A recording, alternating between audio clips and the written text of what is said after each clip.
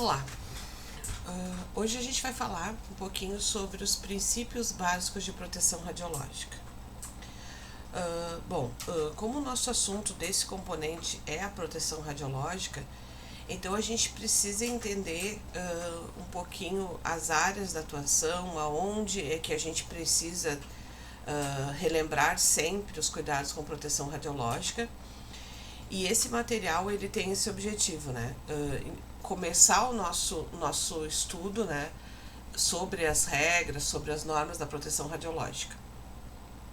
Então, assim, no setor da saúde, né, é o local aonde as radiações ionizantes elas encontram seu maior emprego, sua maior utilização. Então, as radiações ionizantes elas são utilizadas na área da indústria, elas são usadas na área da investigação, na radiologia forense, elas são utilizadas na indústria nuclear, mas na medicina é onde o foco é maior, né? Então, eu coloquei aqui uma imagem de um gráfico, né, para a gente entender o quão isso tem sentido, né? Então, a gente percebe aqui essa parte roxa, dos 100% das radiações que são utilizadas em nosso país, uma bela de uma fatia é em radiodiagnóstico, então é em exames. Então a radiação ionizante tem esse potencial todo em radiodiagnóstico. Depois a gente tem outras aplicações médicas, né? Por exemplo, desinfecção de equipamentos, tratamento, é o caso da radioterapia, né?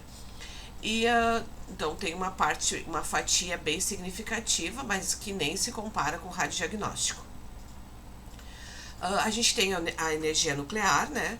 E também tem as exposições ocupacionais. Então, toda vez que a gente falar em exposições ocupacionais, são as exposições que os agentes ocupacionais acabam recebendo. Então, os agentes ocupacionais são aqueles trabalhadores que em suas atividades acabam entrando em contato com a radiação ionizante.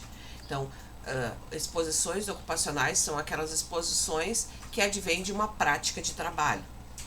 Então, no caso do técnico de radiologia, essas radiações são exposições ocupacionais. Essas radiações que vocês vão estar expostos, né, são chamadas de exposições ocupacionais.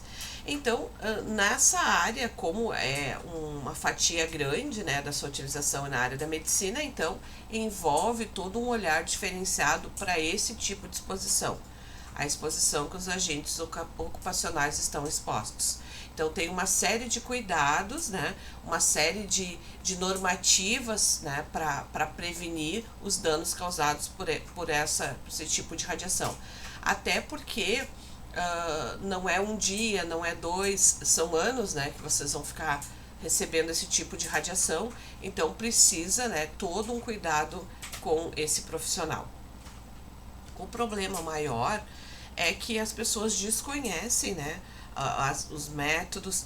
Quando conhecem, começam a trabalhar na área e depois esquecem, acabam acostumando-se com aquela rotina de trabalho e daí acaba, né, burlando algumas regrinhas, fazendo de conta que não viu, ou ficando muito tempo com o paciente, ou trabalhando horas e horas, sendo folguista e tendo 1, 2, 3 empregos. Então isso acaba, né, trazendo alguns problemas, né? Não usando o avental plumbífero quando faz um raio-x de leite. Então são várias situações em que os agentes ocupacionais acabam deixando a desejar, né, e acabam daí se expondo, né, sem necessidade. Então, assim, todos os dias a gente está exposto à radiação natural, né? Então a gente está exposto a essa radiação, e essa radiação a gente sabe que tem outras maneiras de te prevenir, mas o que a proteção radiológica busca é ofertar, é cuidar, é proteger aquele agente ocupacional que está mais exposto ali, que é durante um exame de radiodiagnóstico, durante um tratamento com radiação ionizante. Bom, então assim, segundo o CNEM, né, que é a Comissão Nacional de Energia Nuclear, o que é proteção radiológica? Quando a gente fala em proteção radiológica, o que é? É o conjunto de medidas que visam proteger o homem, seus descendentes e seu meio ambiente contra possíveis efeitos indevidos causados por radiação ionizante, proveniente de fontes produzidas pelo homem e de fontes naturais, modificadas tecnologicamente. Essas medidas estão fundamentadas em 3 princípios básicos. Bom, primeiro a gente tem que entender o que significa isso, né? O que significa esse conceito para o CNEM? O CNEM acredita que a proteção radiológica, então, é um conjunto de normas, e isso é regulamentado, isso é legislação, não é assim, lá no SEG eu aprendi assim, mas na outra escola ensinaram diferente, e lá em São Paulo é cobrado de maneira diferente. Não, a gente vai estudar as normativas segundo a legislação que está em vigor, certo? Então o CNEM, ele é um órgão, né, do governo, e ele criou um conceito, e a partir desse conceito ele acabou produzindo, né, uma série de normas para proteção radiológica do homem, né, dos descendentes, porque assim, a gente é bom lembrar que radiação ionizante são aquelas radiações, elas têm esse nome porque elas são capazes de provocar íons, elas são capazes de modificar a matéria. E essas radiações são a radiação UVA e UVB, são os raios X e a radiação gama. Então, ali fala que é para proteger o homem, seus descendentes, então, porque a gente sabe que a radiação gama, ela é uma radiação que ela pode provocar danos no DNA. Já a radiação X, ela não tem o poder de penetração para ir até o teu DNA, mas ela pode causar problemas no teu organismo, né? Então, também para proteger o meio ambiente, a gente vai ver que existem normativas do CNEM que visam a proteção do meio ambiente, transportes de material radioativo, certo? E aí tem todo um cuidado com o transporte, com a embalagem desse material. Então o CNEM, ele criou toda uma condição, né, para que se trabalhe com esse tipo de material, para que se desenvolva um trabalho. Então tem toda uma legislação que visa, né, o acompanhamento desses trabalhos, né, como é que é dado essas autorizações, né, como é que você trabalha com energia nuclear, como é que você trabalha com radiação ionizante. Então tem tudo, o CNEM é o responsável, é o órgão federal máximo, né, dentro do nosso país para controlar esse tipo. Depois a gente tem os CONTER, depois a gente tem vigilância sanitária, depois a gente tem outros órgãos que são, mas o órgão máximo é a Comissão Nacional de Energia Nuclear. Então essas normas que o CNEM criou, eles são baseados em 3 pilares, que é a justificação, otimização e limitação de doses individuais. Então, esses são os pilares. Tudo que vem é baseado nesses 3 pilares. A gente vai entender hoje, na aula de hoje, como é que funciona esses 3 pilares que vão dar sequência a tudo que a gente vai ver nesse componente. Justificação. O que seria uma justificação? A justificação é baseada no seguinte pressuposto: nós não podemos submeter ninguém, nenhum ser vivo, né, nenhum indivíduo à radiação ionizante se isso não trouxer real benefício para essa pessoa. Então, esse é um princípio básico, né? Então, tu não pode submeter ninguém sem que isso traga algum benefício para essa pessoa. E essa justificativa, tu tem que ter uma justificativa. Por isso que quando você vai, né, para o estágio, ou quando você depois na sua vida profissional, sempre que você for atender, sempre o paciente já vai vir com uma prescrição por escrito. E nessa prescrição está a justificativa do médico, por que ele pediu aquele exame. Então, que tipo de exame ele quer está justificado ali. O técnico de radiologia, ele não pode prescrever um exame de raio-x, certo? Ele só pode, a partir de uma justificativa, ele pode realizar o trabalho. A gente não tem como tu, por brincadeira, porque eu achei legal, porque eu acho que eu tô com a minha mão quebrada, eu vou ali fazer, é porque eu quero, é porque eu tenho dinheiro. Não, tu tem que ter uma prescrição, tu tem que ter uma justificativa e essa justificativa tem que ser por escrito. É claro que vocês podem pensar assim, mas eu trabalho numa clínica ou eu conheço uma clínica no meu bairro, que se eu quiser fazer um raio-x é só chegar ali e vou dizer assim para eles, quanto que é o raio-x? 40 reais. Eu quero fazer um raio-x do pé, se eu pagar 40 reais eu vou fazer. Realmente tu vai fazer? Tá errado, tá errado. Essa clínica está fazendo, ela está indo contra uma legislação que está em vigor no nosso país que proíbe esse tipo. Mas como é que eles fazem? Eles fazem porque provavelmente em algum momento vai um médico ali para fazer os laudos e aí ele vai prescrever, né, essa justificativa, mesmo que depois. Mas isso não está previsto. Então, a pessoa quando ela vai ser submetida à radiação ionizante, raio-x ou radiação gama em radiodiagnóstico, isso tem que trazer benefício para a pessoa. Então, se não trouxer benefício, não é autorizado. Então, com base nisso, que a gente tem a utilização das radiações ionizantes na indústria. Então, por que se faz radiação em alimentos? Porque tem um benefício, né? A Anvisa autoriza. Por quê? Porque quando tu submete um alimento à radiação gama, tu acaba tendo um retardo no seu apodrecimento, tu acaba tendo um retardo, um ganho econômico, né? Nisso, então, isso é uma justificativa.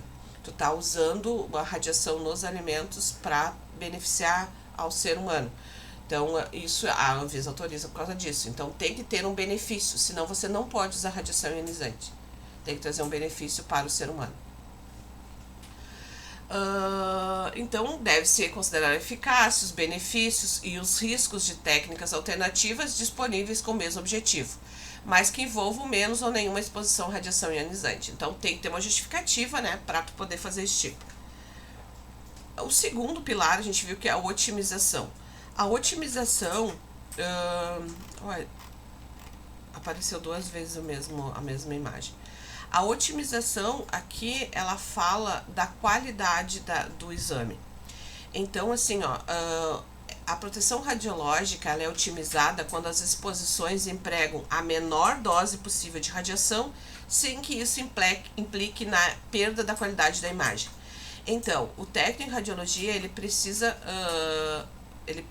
né, ter passado por um curso, um período, e esse curso tem que ter um período, e ele precisa estar previsto também na legislação que o técnico precisa ter uma série de disciplinas, uma série de componentes, né, dentro ele precisa entender uma série de coisas para ele poder trabalhar na área da radiologia. E isso está previsto também. E também, assim, ele precisa aprender técnicas. Então, você vai ter disciplinas de técnicas. Nessa disciplina de técnicas, você vai aprender posicionamento, você vai aprender qualidade radiográfica. Então, você precisa entender como é que o raio-x é produzido, você precisa entender o que faz a produção do raio-x, você precisa entender da anatomia humana, você precisa entender o que é que o médico quer enxergar naquele exame de raio-x. Porque você precisa otimizar a qualidade do raio-x. E tem várias maneiras de tu otimizar a qualidade. Entre elas, bom funcionamento, a qualidade da radiação. Tem uma série de posicionamento, tu entender como é que fica melhor o posicionamento do paciente. Então, tudo isso acaba alterando, acaba melhorando a qualidade do teu raio-x.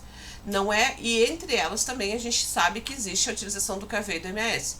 Mas acontece que o KV e o MAS, principalmente o MA, tu tá aumentando a dose de radiação. Então, é também fator de qualidade radiográfica o MA. Só que tu tá produzindo mais radiação ionizante. Então, ele é um dos fatores que você tem que empregar para melhorar a qualidade radiográfica. Mas tem outros que você pode utilizar para não precisar sempre aumentar, para não escurecer, para não precisar sempre trabalhar com esses fatores físicos. E também um conjunto deles. Então, o técnico tem que ter essa expertise, né, de trabalhar todos esses fatores para poder ter uma qualidade boa. O terceiro pilar é a limitação de dose individual. Nas limitações de doses individuais, o CNEM ele produziu um teto, né? E esse teto é o máximo que o agente ocupacional pode ter em um determinado período, certo?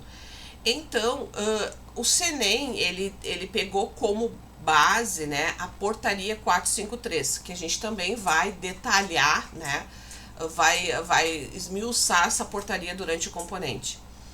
Então, ele criou, já criou essa portaria 453, que ela, nessa portaria, é a Bíblia, né, da proteção radiológica, é o que o agente ocupacional, que o técnico de radiologia tem que estar bem ciente, né, para poder desenvolver, para poder se proteger, para poder proteger a profissão dele, para proteger o paciente que ele está entrando em contato.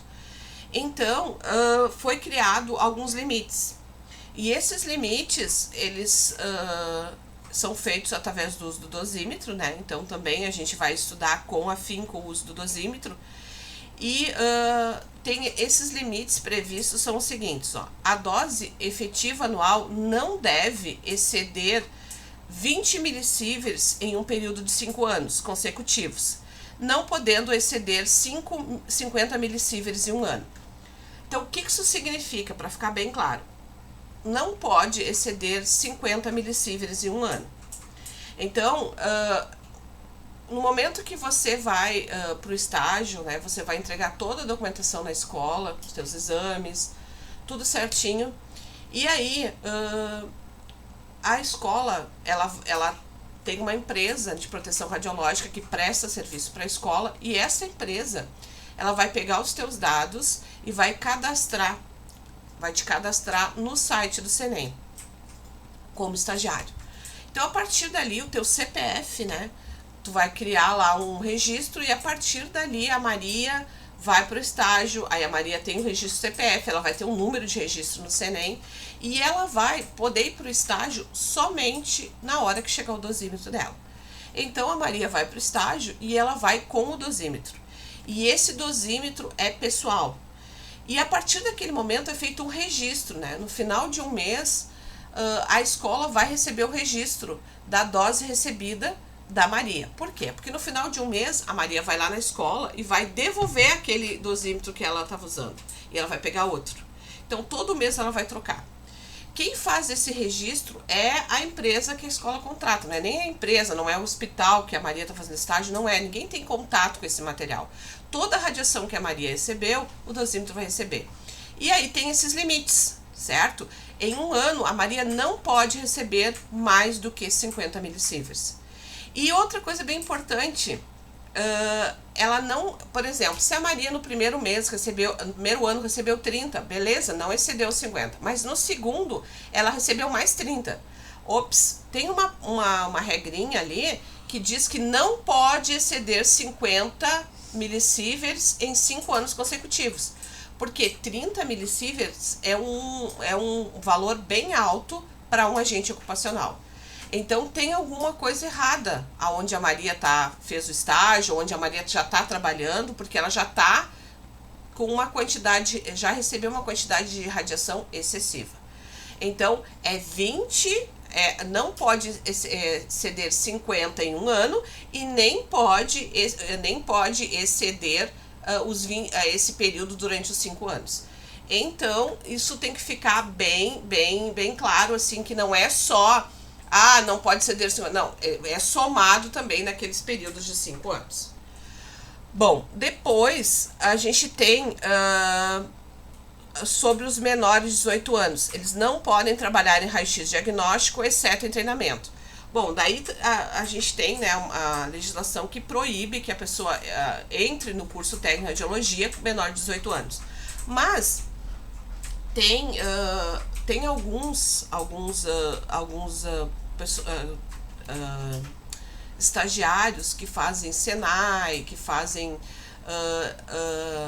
esses cursos técnicos, e eles muitas vezes vão trabalhar em algumas indústrias que fazem uso da radiação ionizante. Então, está se referindo a essa área, entendeu? São menores de 18 anos, eles não são técnicos de radiologia, não estão fazendo curso, estão fazendo estágio em outra área, certo? Então, eles não podem trabalhar com raio-x diagnóstico, mas eles podem trabalhar em alguma outra área da indústria, né? Então a gente tem várias indústrias aqui na região metropolitana que fazem uso de radiação ionizante. Então lá está previsto que pode, né? Ele pode trabalhar, mas não em radiodiagnóstico. Bom, aqui também fala sobre estudantes com idade entre 16 e 18 anos em estágio de treinamento profissional. A dose efetiva anual não deve exceder 6 millisieverts. Então, olha, eles precisam usar esse dosímetro e não pode exceder 6 millisieverts. É proibida a exposição ocupacional de menores de 16 anos. A dose efetiva anual de indivíduos do público não deve exceder a 1 millisieverts. Então é difícil de fazer esse controle com o público em geral porque não tem dosímetro, né? Então tu tem lá uma faixa de exames que a gente vai ver também assim os exames e qual a quantidade de radiação recebida, mas para o público eles colocaram essa faixa de 1 millisieverts, mas não tem como a gente fazer, não tem como calcular porque o público não tem dosímetro. Para mulheres grávidas, devem ser observados os requisitos adicionais. A gravidez deve ser notificada ao titular do serviço tão logo seja constatado. Então, uma vez que seja constatada a gravidez, já tem que informar, né, ao titular do serviço, porque é feito um remanejo com esse profissional. Esse profissional não vai mais trabalhar na área de radiodiagnóstica, ele vai trabalhar numa outra área, ele não vai se expor mais, né, a esse tipo de radiação. As condições de trabalho deve ser garantido que a dose na superfície do abdômen não exceda 2 millisieverts entre o período restante da gravidez. E isso é bem difícil de fazer esse controle. Então, geralmente, né, os hospitais e as clínicas acabam colocando esse agente ocupacional em outro local de trabalho. Bom, então, a gente viu, né, que existem esses 3 pilares, que são a justificação, otimização, limitação de doses individuais.